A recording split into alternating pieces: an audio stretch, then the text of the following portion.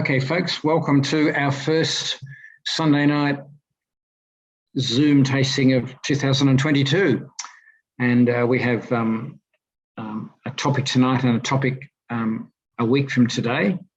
And we will initially kick off with 2 sessions per month with some nice varying topics. And I've had quite a good lot of feedback on sessions and topics from you all, and so lovely to be able to get those suggestions and then go ahead and put together the wines and the topics to suit. I guess it must be because borders are opening up. There was interest in California and Australia, and certainly we've had a look at California and New Zealand versus Australia before, and it is an interesting topic. There are quite a few similarities between, well, American consumers and Australian consumers, and then there are similarities between California and Australia.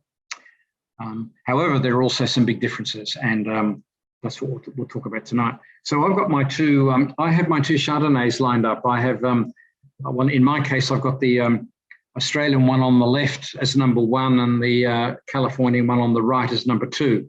And you may like to do the same if you've got the same wines, because we're going to jump backwards and forwards between the 2 wines, and I'm going to tell you a little bit about it. While you're just getting those wines ready, I'll just jump over and show you a little bit about California just to refresh your memory.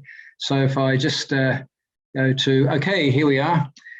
I'm not sure that there are kangaroos in California anyway, so that you'll recognise my graphic there. So, okay, there's the map there. Just make sure I can get the share thing going. Okay, so the share screen going onto the. Okay, so we have a comparison tonight of California and Australia. There's a map of California, just to remind you. I'll just hover the mouse there. You can see the San Francisco Bay there, and and San Francisco is sort of on the eastern side of the bay. The area to the there's the bay there, there's San Francisco there. The area up to the north of San Francisco is, I guess, traditionally the main famous premium wine region in California. The main part is Napa Valley, which is the main bit, just a little inland, but just towards the coast is Sonoma, the Sonoma Valley as well. I've got a more detailed map of that in a moment, but just to show you where we are. So there's San Francisco and there's the bay. To the south, we've got the Central Coast area. And one of the things that occurs with the coast of California, it's a little bit like the south coast of Australia, that the current, the ocean current that is heading down the coast from the northern Pacific is a very cold current, and it brings cold air and cold water. When it hits this sort of bump bit here of central California, the current turns and runs westwards out into the Pacific. And that means that by the time you get down to Santa Barbara here, it is a much warmer, milder climate, and then Los Angeles can in fact be quite warm.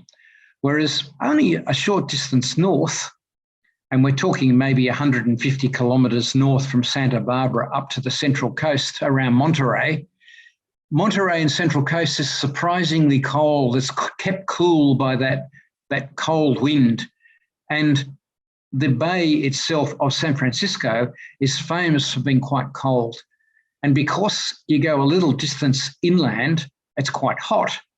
There's this intriguing hot air meets cold air, and San Francisco Bay is famous for having a lot of mist and fog, and it does keep the San Francisco Bay very sheltered and mild and protected from the sun. And those mists and fogs just sort of head up into that low country to the north of San Francisco Bay, and the cold wind goes with it. And so Napa Valley and Sonoma particularly can be very, very cold. And even though California is known for being such a mild climate, in fact, the coastal part around San Francisco and just to the north of San Fran and to the south can be quite cold. You've only got to go a little bit inland, though, from San Francisco into the Central Valley here around Sacramento. And this big Central Valley area of San Francisco is effectively, well, a bread basket. You could say it's a fruit basket. That's where all the oranges and a vast quantity of stone fruit is grown in that Central Valley area. And from a short distance from driving from the San Francisco Bay area eastwards to Central Valley, the climate changes dramatically. If I go from a little bit to another map and show you just talking about now the Napa Valley and the North Coast. So there's San Francisco and the Bay, or there's the Bay anyway, San Francisco's further south. Here's the Sonoma part on the coast, and here's the Napa Valley a little bit inland, and you can go further up to Mendocino and Russian River and other areas. But through the Napa Valley here has always been regarded as California's most prestigious premium wine area. And in this sort of more southerly, flatter area, it's pretty much been the home of Cabernet Sauvignon. Further north, they've moved to Pinot Noir, and there's also Zinfandel. And over on the Sonoma coast, there's a lot of Pinot Noir and a lot of Chardonnay. And in fact, some champagne houses have moved in there, and they're making sparkling wine there in Sonoma. In the Napa area, you certainly have Cabernet and quite a bit of Chardonnay. There's a more detailed map itself of Napa Valley, and there are all these various recognised sub-regions, and there's actually the town of Napa itself, and the Mount Veed is a mountain range. You've got these various areas. Rutherford was the original famous part where the Mondavis got established and grow mainly Cabernet Sauvignon. And Oakville, Yountville's colder. Stag's Leap is a little bit up into the eastern hills. St. Helena is basically where most of the Californian red we're having tonight comes from, so a little bit further up. And there's quite a lot of complexity there, and I don't intend going into it tonight, but there's certainly, it's a very big region. The whole Napa Valley area has a size pretty much of the entire Barossa Valley and McLaren Vale districts put together. It's a big region. There are wines tonight, but I'll come back to the wines. So if I go to the wines, I have the two Chardonnays. You probably all got them as well.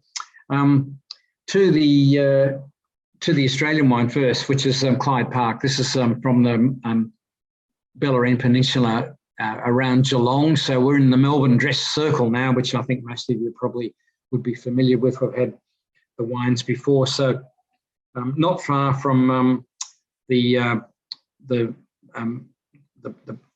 Port Melbourne Bay, the big bay that Melbourne's based on. To the west towards Geelong, and on that peninsula there. And this wine, remember, go to the style first. The aroma and the taste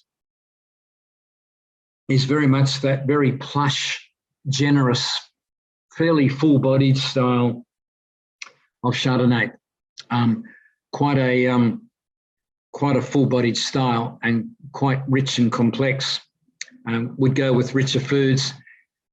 I swallowed it about 10 or 20 seconds ago, and I can still taste the wine quite distinctly. So it's got some lovely lingering flavour. And those flavours I'm going to describe in a moment, but it's certainly got some complexity and some persistence. So it's certainly you know, a premium, very good quality Chardonnay. When you stick your nose in it, the wine has quite a ripe peach, you know, almost a ripe white peach, but it's also got a there's a sweetness which various names for it. I call it the morning muesli smell. So there's a sort of there's the smell of oatmeal and porridge and yeast and cream. You know, there's a creamy sort of brioche pastry aroma.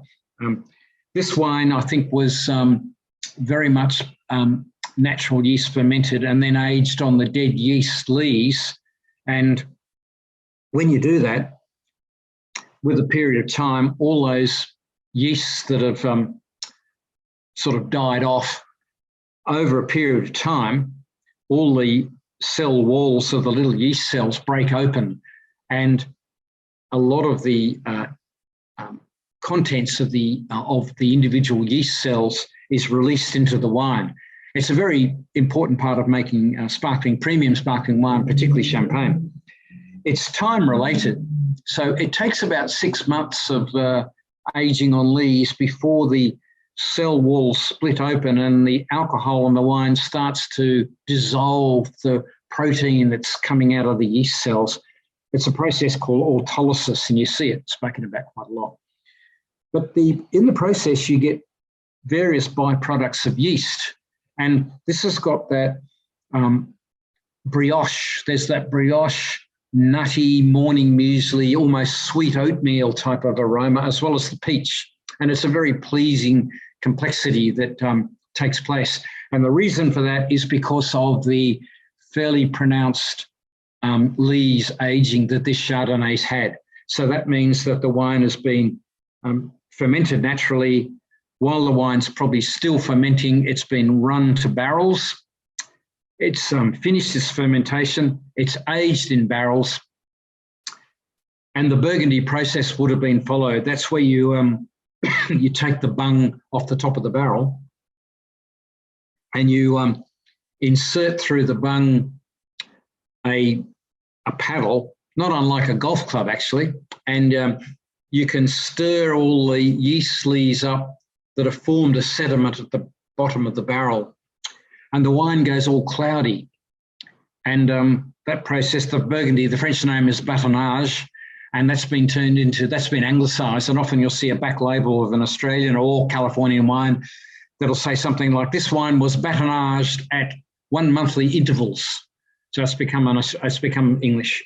And that means the bung's removed, the paddle's been inserted, and the yeast lees on the bottom of the barrel have been stirred up.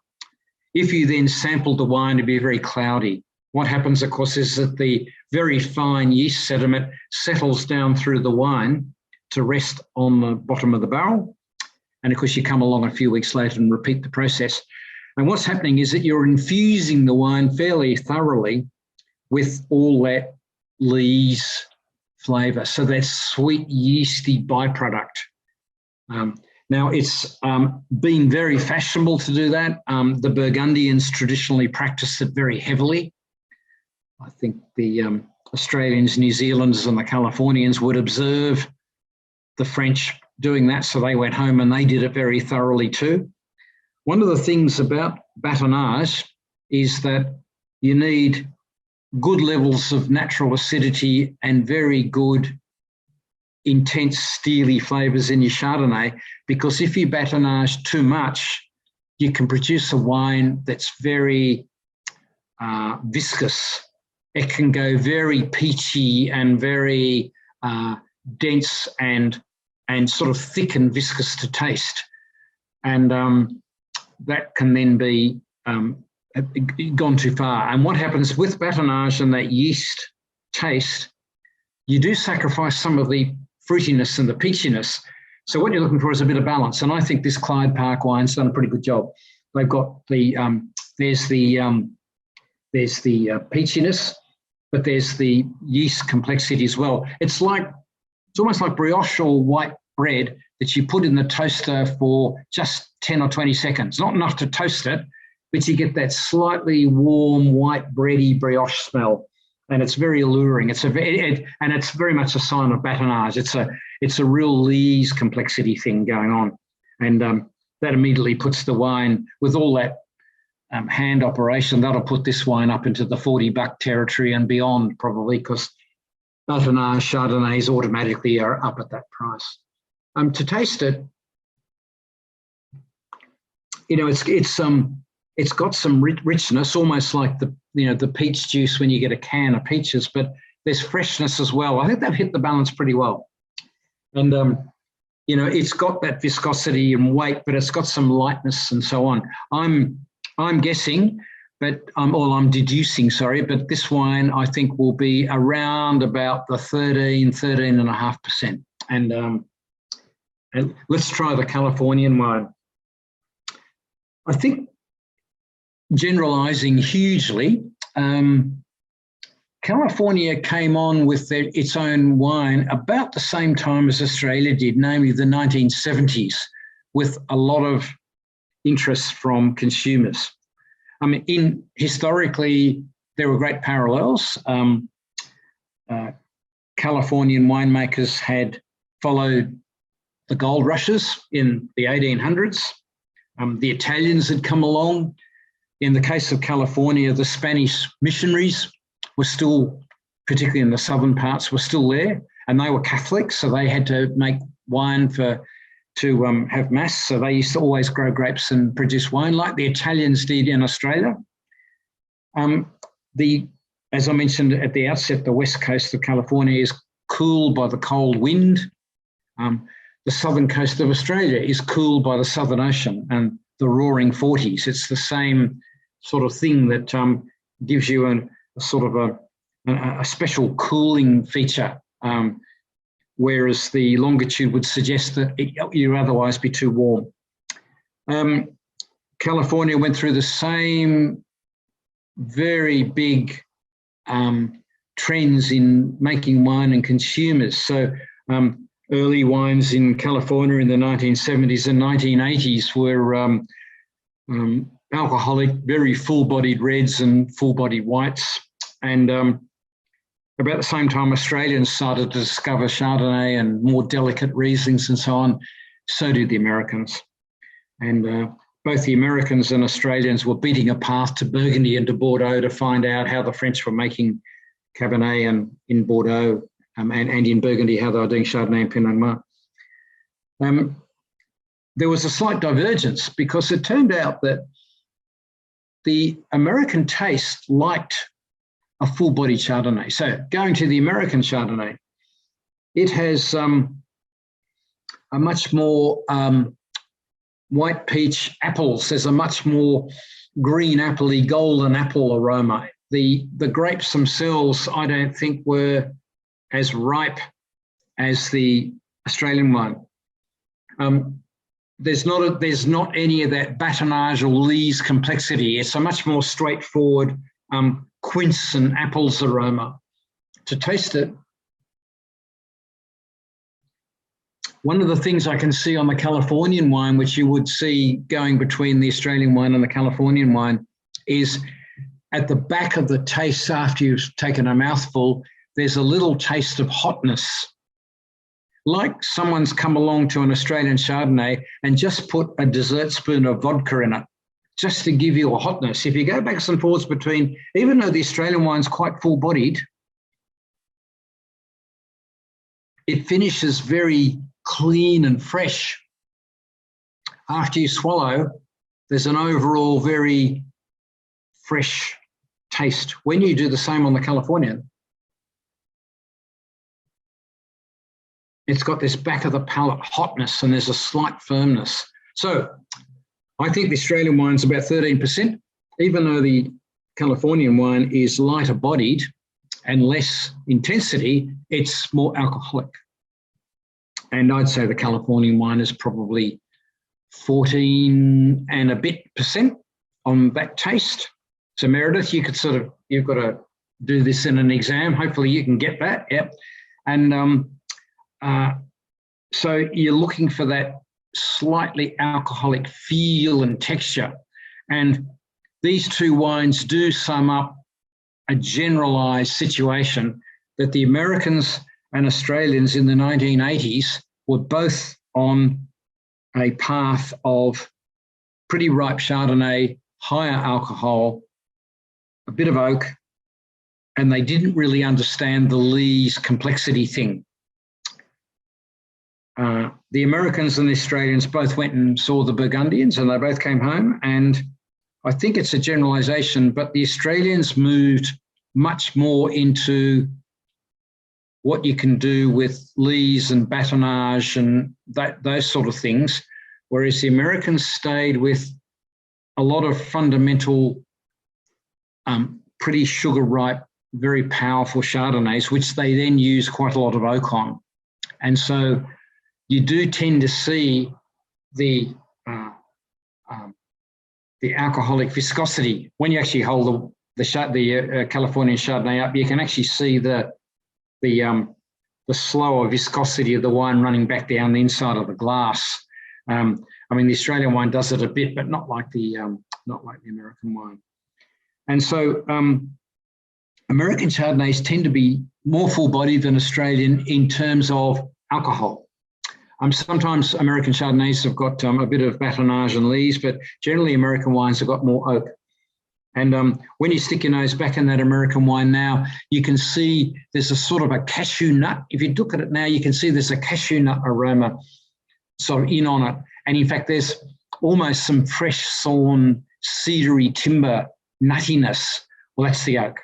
So there's quite a lot of oak on the Californian wine, and that finish of the Californian wine, it's quite powerful.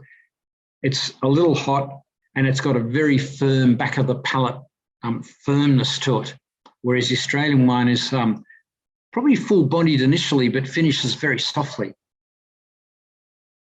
What Australian Chardonnay tends to do is to have oak, but you don't see it. So when there's a very kind of seamless integration of oak into the wine versus a fairly firm oaky back of the palate finish, that's normally the way you can distinguish between Californian and Australian Chardonnay. So there we are. I'm just going to have a little look now and just see how I'm going.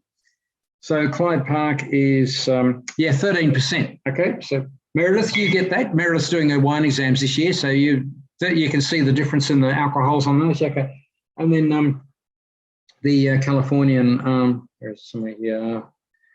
By the way, we might have got different Californian wines because Wine Experience sold quite a bit of. Apparently, a few people who aren't doing the tasting tonight ran in and bought the wines anyway. Well, my Californian wine says 14.5%. That's very high. I mean, you wouldn't get an Australian wine at 14.5% these days. That's a very high level of alcohol. I guess it doesn't taste that hot, but it's certainly up there, and it does, I guess, summarise the differences. Now, Clyde Park, by Australian standards, would be considered a very full-bodied Chardonnay. So most premium Australian Chardonnays wouldn't be as creamy and as rich as this one that we have tonight. So I think if you had your average good Australian Chardonnay and your average Californian Chardonnay, I think you'd see the differences probably more so than what we're seeing tonight. But certainly the differences are there, and hopefully you can see them. And it certainly sums up a bit what's happening in the field of certainly in white wine. The same applies to other whites other than Chardonnay. So Australians, certainly in southern states, Australians love subtle whites, subtle, crisp, fresh whites. So Riesling is a big seller in Australia, particularly in southern states. In East Coast states, like New South Wales particularly, and to a degree Queensland, Semillon is a big seller, which is also not a light-bodied white. In in California, that's not so much the case. California seems to prefer Chardonnays, and then they go to some blends of whites that are quite big, fulsome wines. The other very popular wine in California is a very pale rosé, or maybe sometimes it's quite white, which is actually made out of the Zinfandel red grape. And they just call it white Zin, or maybe rosé Zin. Now, if you get a very powerful, ripe red grape such as Zinfandel, which is equivalent to our Shiraz, and you put it through a filter to take the colour out of it, the alcohol and the density on the palate will remain. And so white Zin in America is pretty popular, and it's a very big, it's got that same slightly hot feel.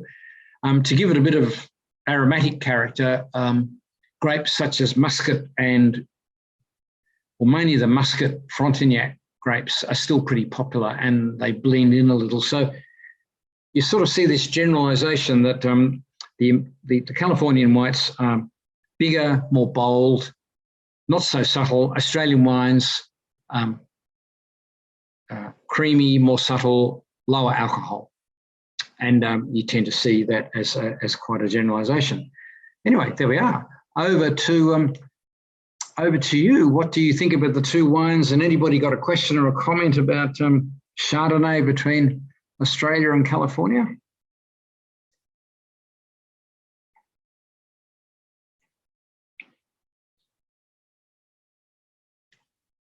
We might move on in a moment to look at the two Cabernets. I think there's probably going to be more to talk about on the two Cabernets than the Chardonnay, so we probably should move along and try those. Andrew, can I just ask something? Yeah. Sorry. Nice to see everybody. Years ago, I had a Napa Valley Chardonnay, which was really pungent. It was current vintage, can't remember the year, but it had a pungency about it, which was a little manure-like, you might say. It was quite unusual, and it was bold like Californians are, I suppose. I'm not sure, but there was something about it that was so different to Australian Chardonnays, particularly at the time when it was just that post over oat stage. Yep. There certainly was a period where a lot of Californian whites were they oxidized pretty early on, because the Californians stuck to corks pretty much. They never really went to screw cap. And so if you have a high alcohol, low acidity, pretty ripe grapey style, you've got to be so careful. Now, the Californians are just like Australians. They're a bit wary of preservatives, and there's a natural wine movement. In fact, there's a huge natural wine movement. And so the move to lower preservatives and so on has been going on there just like it has in Australia. If your wine has got high acidity and low alcohol, it's naturally equipped to withstand leaking in of oxygen, and it'll be okay. But if you've got high alcohol, low acidity, and you get a little bit of air getting into the bottle, maybe a bit gets there when you put the corks in, or maybe the cork is slightly porous, an infinitesimally small amount of air getting in will make the wine deepen in colour and oxidise. And then once that happens, you've got to start worrying about volatile acidity and all the other fault things that creep in when you get oxygen starting to get into the wine. Now, I know that there's been problems with California in that way, and I used to go and do lecture series for Masters of Wine. I did a whole series there sort of in the late 2000s, 2009, 10, 11, 12 sort of thing. And the Napa Valley Sauvignon Blanc and Sauvignon Blanc blends were, pretty popular and sort of occupied the premium white wine rung on the ladder below the premium Chardonnay. And the Californians regarded them as being, great wine to have with food and all that sort of stuff. I certainly saw a lot of very over-alcoholic, extractive, slightly oxidized wines, which were pretty famous wines. And so I'm talking 2009, 10, 11, and they would have been wines from the vintages a couple of years before. And it was a big thing. And the Californians themselves or the winemakers were coming around to the realization that they needed to make their wines fresher. But certainly that big, full, rich, slightly marmalade-y kind of white wine is a bit of a Californian thing. And to move from there to outright oxidative fault, it's not a very big leap at all. And I think that's what you're seeing. You probably, and depends where you had it. Californian wines are really slow sellers. The odd shop that has them has probably had them on the shelf for years, so who knows? But it's something to see. Who's doing that old buttery style of Chardonnay more, Australia or California still? I was thinking about that when I said that a while ago. Good question. Just a preface to that. Buttery Chardonnay or viscous oily Chardonnay can come about through two different winemaking processes.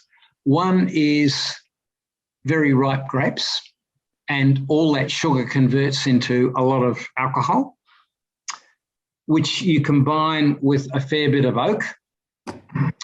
And because it's high alcohol and very ripe grapes, there's a lot of viscosity and weight in the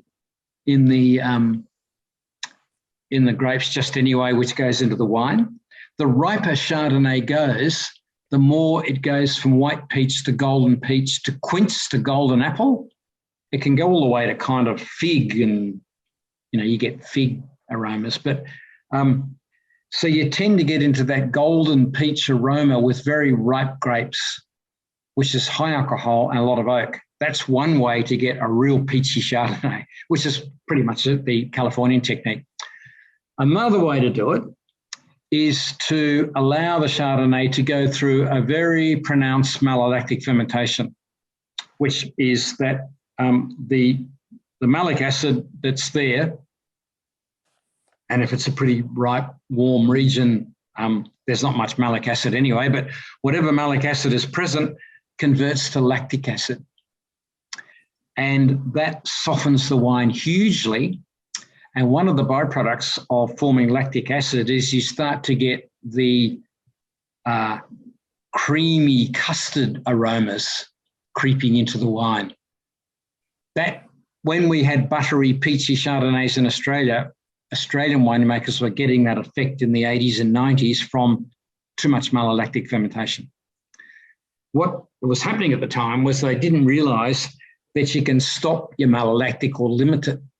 And malolactic fermentation tends to go through as your primary fermentation's is slowing down and coming to an end. By the mid-90s, Australian winemakers had learned that you can actually stop or slow or reduce the malolactic fermentation in a number of ways. The best way to do it is to let your primary fermentation start. And when you start getting up to about, 5, 6, 7, 8% alcohol, cool the fermentation vessel down a lot. There's various ways you can do that. If you're doing small batches, you can just lift the whole fermenting stainless steel tank and forklift it into the cauldron, which is what most Australians do. Or you can use the big jackets if you've got a really good, efficient cooling system. And you can keep actually keep the temperature down really cold. And then if you go to barrels and keep the barrels cold, you can prevent the malolactic occurring. And that keeps your pH lower, keeps your acidity higher. And that's generally how most Australian wines are made now. So that's why Australian wines don't have that peachy, viscous richness that they used to have.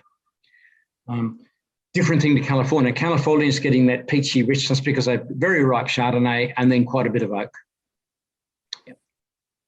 Andrew, can I also just ask, would the farming processes be similar in both countries? Like, is the Chardonnay yield very similar on the two vineyards?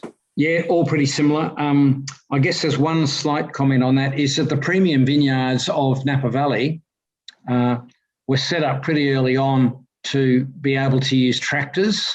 And so a lot of the premium vineyards in the Napa Valley are fairly flat, and they do get tractors in. So they do machine prune, and they do, not so much machine pruning a bit, they certainly machine harvest. Whereas Australian premium Chardonnays have moved to hilly regions on slopes, and pretty much it's a hand harvesting job. In Sonoma Valley, that's on slopes, and so Sonoma is mainly hand harvest and hand pruning.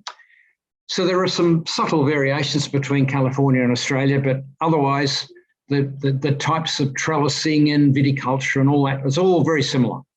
And there's a massive exchange between California and Australia. I mean, you run into Californian winemakers here all the time, and you run into Australian winemakers all over Napa Valley when you go there. And there's all over the place. So yeah, there's a lot of exchange between them. And yep, answer your question? Oh, yep, okay.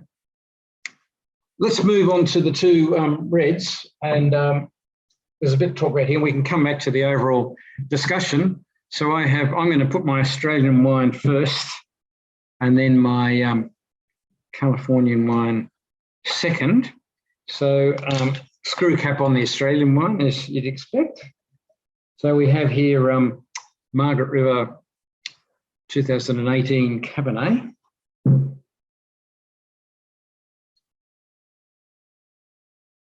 Ooh, it's very Margaret River. I'll tell you about the flavour. I mean, you might know from last time. Very, yes, you can, can't you, Lana? Straight away. There's that, you know, the rubos black tea leaf. You know, you've put it in the teapot. You haven't poured the boiling water on it yet, but you're about to. And there's this aroma of that black tea leaf, the not tea bag, the loose leaf tea. And it's very strong. There's also the black currant and the cedar and so on. And it's that tea leaf aroma is such a Margaret River thing. Okay, now while I'm just opening my Californian wine, Paul, out of interest now, one big distinction that came about now in Cabernet is that Australia's traditional great recognised Cabernet region was Coonawarra in South Australia. And I love Coonawarra Cabernets. They make a very aromatic, pretty blackcurrant sort of wine. And, you know, there's a lot of famous brands, Petaluma and Wynns and so on. And we've had Californian tastings. Wealthy mining magnates in Western Australia, in Perth, wanted to establish trophy wineries. And so the family that established Lewin Estate were miners, and there'd been some pioneering plantings by Perth doctors in Margaret River, but it was very small boutique stuff. So, you know, the Cullens and Mosswood and others. And so the mining sort of magnates were pretty keen on developing it hugely. So the people that were to establish Lewin Estate, the Horgans, John and Patricia Horgan, they bought Robert Mondavi to Australia, and they took him to Margaret River, and they said, can we do the great wine thing here? And he said, this is amazingly similar to Napa Valley, to California. Now, he was probably stretching the truth a little, because Margaret River is not that cold, but also is not that hot. And Margaret River is a very dry it's not humid, whereas Napa Valley is humid and cold. But anyway, one thing Mondavi was right about, he said the great red grape is Cabernet Sauvignon. Without that, you're wasting your time. If you want to make a great wine, it's going to have to be Cabernet, and that's what we do. And I suggest you go with Cabernet. And the first winemaker that the Horgans got hold of was a bloke called Bob Cartwright, and he had trained in Napa Valley, and he was winemaker at Lewin Estate for 20 years or something. Long time. He only retired about 5 or 6 or 7 years ago. So away they went. And of course, in came the others, the other wealthy mining people came in, and a lot of planting occurred in Margaret River. So there was this initial thing. So the Horgans always stayed in touch with the Mondavis, and Mondavi would have probably been the most famous of the original Napa resurgent producers. I mean, there were others. Probably the Stag's Leap was the most historic, famous winery. It was the one that led the charge for the great, the great Paris tasting, where the French judges tasted mass wines and awarded the top scores to all these wines they thought were Bordeaux, and they weren't, they were Californian. And Stag's Leap was the one that really won everything on the day. Stag's Leap has got this very complex, rich, smoky, minty aroma, and Bordeaux never has a smoky, minty aroma. So I don't know what those French judges were doing. And I actually have tasted the wine that was in the Paris test, the Paris competition on one thing, and it's very, to me, it's very Californian. Anyway, who knows? Like I said, if you don't test yourself out that often, you can get it wrong. But Stag's Leap's a fantastic wine. We don't really see it in Australia. Okay, so to the second wine, which had a cork in it, and I had a look at this brand. This producer's based in Santa Elena, which is in that middle northern bit of Napa. Don't think this producer owns any vineyards. They just buy grapes from all over the place. And so it's not technically a Napa Valley wine. It's actually a Californian Cabernet, meaning it's got some Cabernet that's come in from outside Napa Valley. So they can't use the Napa Valley name. That's a different story. So to the wine. Style first.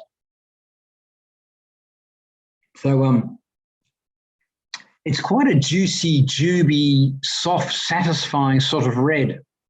Its persistence is medium. So it's I think it's middle of the road wine. It's good, but it's a middle of the road quality style. Describing the flavour, it's got the I agree, Lana, less persistence.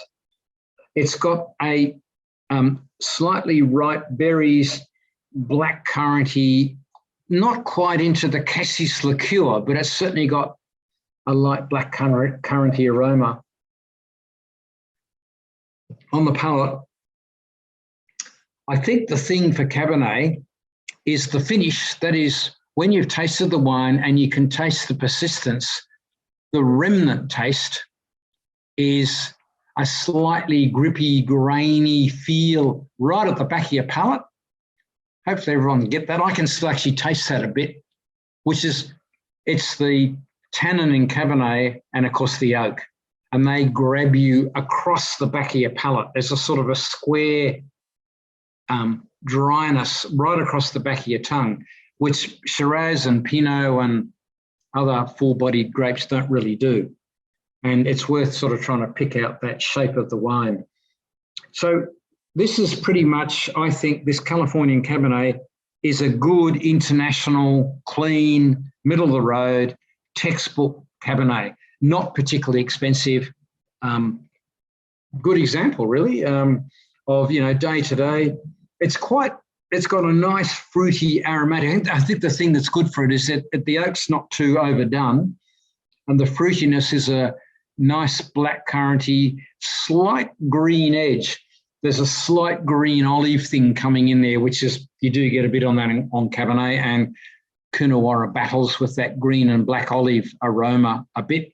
And there's debates about whether that's the, degree of ripeness type issue thing. Coming back to the Margaret River Cabernet now, this has got a much denser, more intense. There's a real cedary, blackcurrant liqueur and black tea aroma now, much more complexity, much bigger. On the palate, it's much fuller. Yep, bit of spice as well, Paul. Yeah, agreed. Which is probably the cedar. I think there's a cedary, spicy character. I think the Margaret River Cabernet's probably had a fair bit of oak barrel. And when you use a lot of French oak, you get a spicy, cedary character. The other thing about the Margaret River wine is that it's got a firmness. It's got the same sort of back of the palate firmness. There's just that slight touch of heat.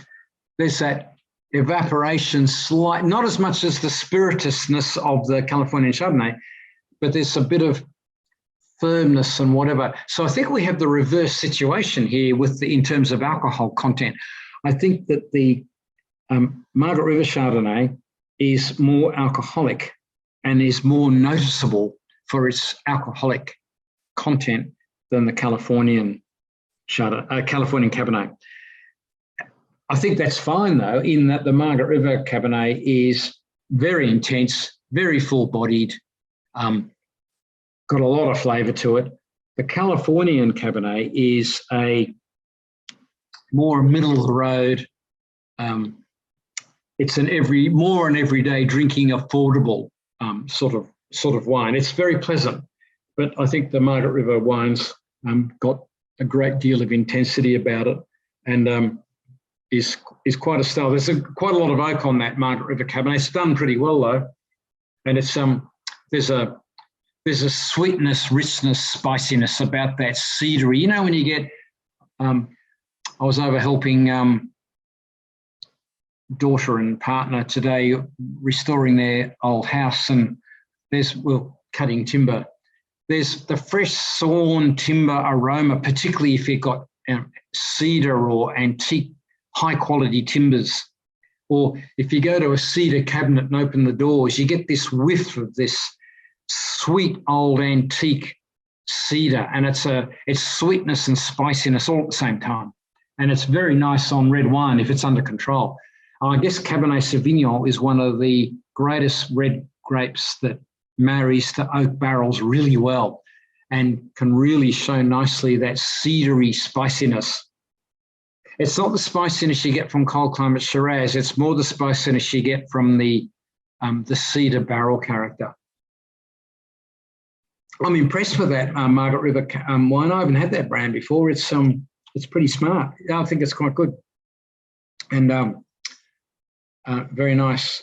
And I'll have a look out for that. So pretty enjoyable wine. Coming back to California, it's good. It's not. It doesn't have the back of the palate oaky complexity. It's a soft finish, but it's got a very soft, light fruitiness of the aroma, I think, and very agreeable. It'd be a good crowd pleaser wine. Actually, they're both probably good crowd pleasers, but the Californian wine would probably sell pretty well. I looked up the brand, and the brand is it's one of a number of brands under a stable of a particular kind of. There is a guy called Joel Gott. But they are pretty high volume producers. I'll just go back to I'll go back to show you where they are again. If I go back to my map of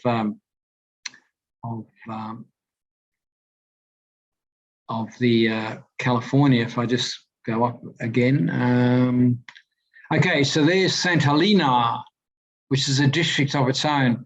But in the town there's a lot of wine businesses. So our Californian Cabernet is produced in a winery in Santa Elena, and they buy grapes from all around California. Just while I got that map open, you'll see a lot of these districts have AVA, which stands for Authorised Viticultural Area. It's like appellation contrôlée in French, or in Australia, we call it a GI, a geographical indication. It means that the local producers have all got together, worked out where the boundary should be, and they've gone off and registered their sub-region. So these AVAs are all within the Napa Valley designated region, which is within the Californian designated region. So it's a bit like saying that Margaret River is within Western Australia, which was within Australia, or Yarra Valley is within Victoria, which is within southeastern Australia. If you wanted to sort of go on to, there's a sort of a hierarchy about how you can go and look at the various regions and geographical indications and so on. So there we are. So just to sort of go back on some of that, Californian whites and reds are normally generally known for being more alcoholic, more and richer than Australian. And American consumers like that. More oak, more power. Tonight we saw that on the Chardonnays. In terms of the Cabernet, I think the Cabernet is a reasonably subtle example. I think if we probably had gone, if we could find one, gone to a pretty expensive premium Californian Cabernet, it might have been a different story, because I've seen some Californian Cabernets that are very big and very oaky indeed. But you can see that they're all birds of a feather. The same fruitiness, oakiness, and so on is there on all these wines, and you know, you can have a lot of fun exploring them. Certainly in mask tastings, it can be quite hard to pick California from Australia with certain wines. It's quite difficult. How did you enjoy them? Any comments about the Cabernets or the Reds, or any questions? I'm yeah. Preferences, if that's okay. Like we had an Australian preference on both sides. So I was interested to see if everyone else would like vote towards Australia versus America. And this is coming from the American, so you know, I thought I'd be the most biased of the bunch. Okay, well, hand up on the Chardonnays. Who preferred the Californian Chardonnay? And so everyone preferred the Australian Chardonnay, did they? Okay, right. And on the Cabernets, who preferred the Californian Cabernet? Okay, so yep, okay. It's certainly aromatic and easy to drink. Yeah, I find with Margaret River that you've got to be so careful in that when you age them just a couple of years, that tea leaf character can stay, but the fruitiness, aromatic character can disappear pretty quickly. And I've had a lot of disappointments from 2, 3, 4, 5-year-old Margaret River Cabernet. And then as you go on to older wines, I find it gets worse. They just dry out. They just don't lose that rooibos tea leaf aroma and hardness. And you've got to be careful.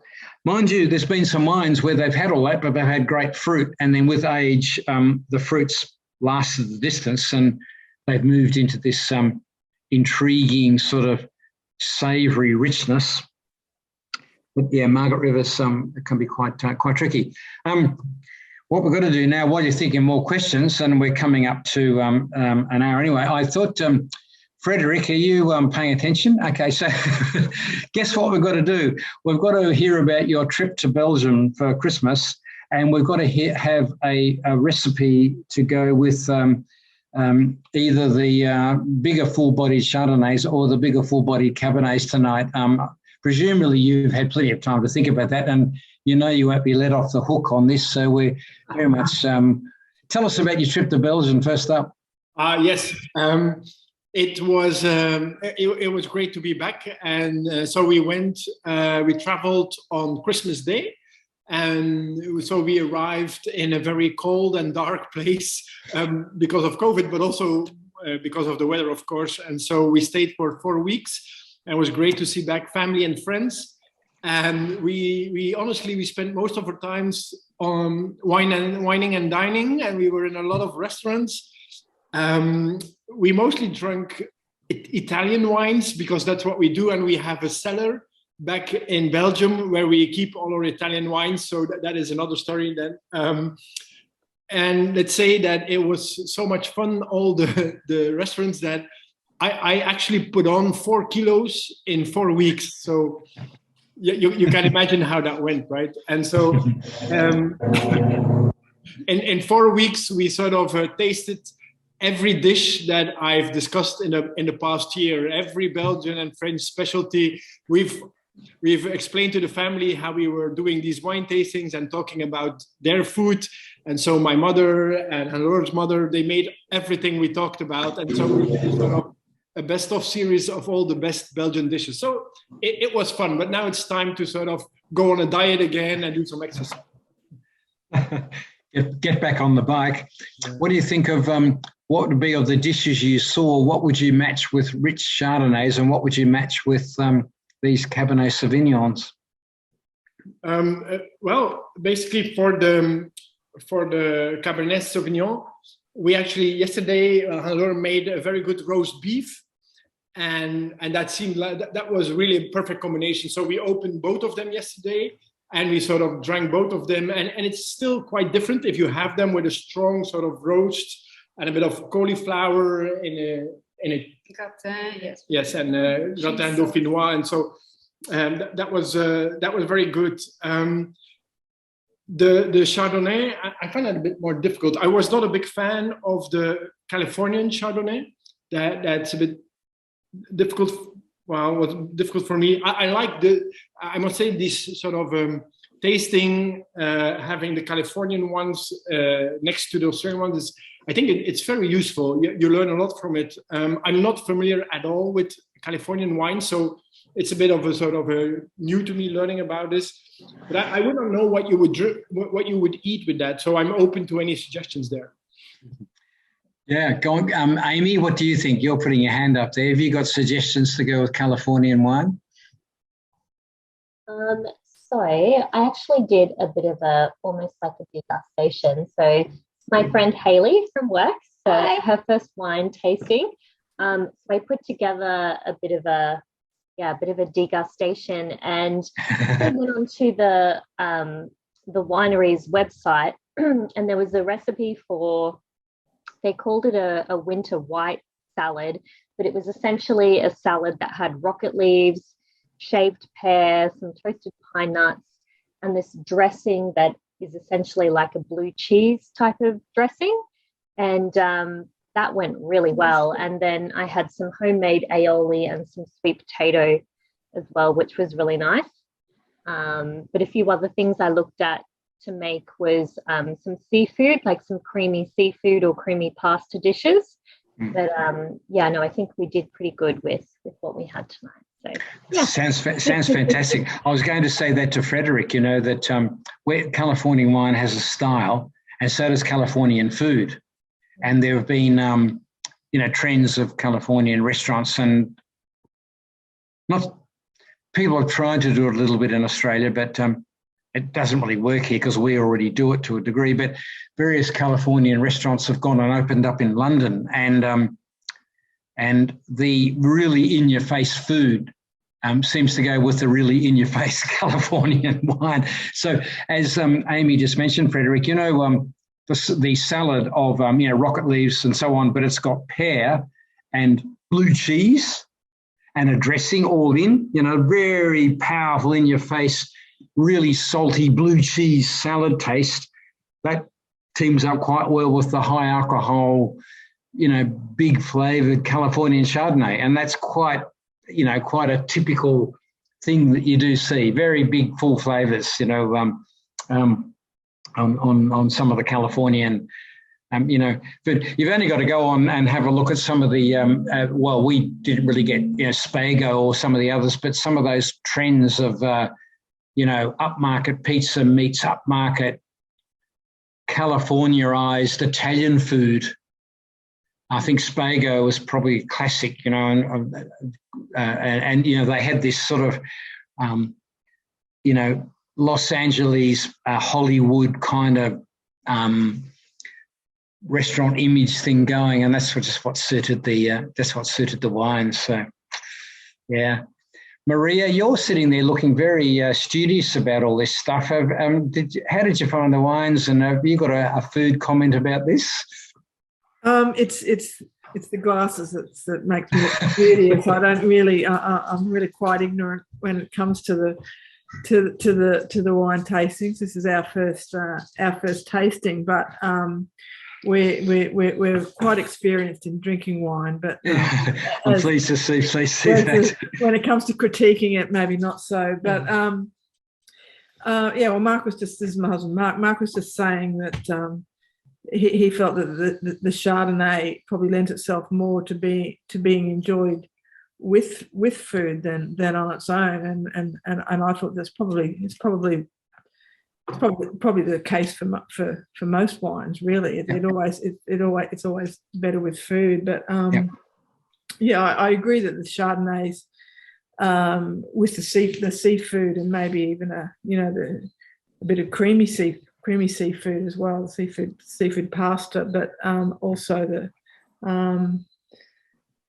but yeah, I agree with that richness of the the pear and the blue cheese and salad too would lend itself well to the Chardonnays and the cream and the depth of flavour with there too. But interesting combinations. Really enjoying the session. Thank you. Thank you. When you we'll do it again. That's Laura sitting there with her young son. She's Laura organises our wine teams, but we've done California. We've done Coonawarra and Margaret River before, and we'll do it again, I guess, in coming months. Dad, this isn't your grandson. This is Lana's baby, NJ. No, I didn't say grandson. I said there's. Oh, I said there's Laura there with. I couldn't see. I didn't say grandson. But this is with anyway, it's all good. Yeah, I'm sure. It's an interesting comparison to do Coonawarra and Margaret River. Coonawarra,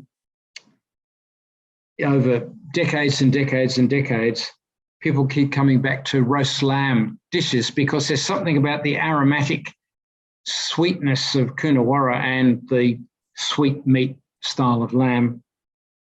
Whereas Margaret River, with that robust kind of style they get, everyone talks beef, roast beef all the time, and Frederick talked about that before. And that's what you get. So I think that's where you'd go. And when I went on those lecture series to Napa Valley, the big tastings of the Californian Cabernets and Zinfandels were normally accompanied by big beef dishes in its various forms, and there were quite a few. So that's certainly what they like to do, and it worked out pretty well. So it's a good thing to do. Well, folks, we're going to sort of run out of time about now, and so we've got our a theme for next week, and we've got some themes set up also for February.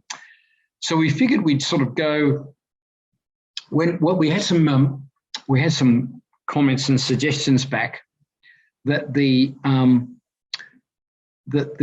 first Sunday night of the month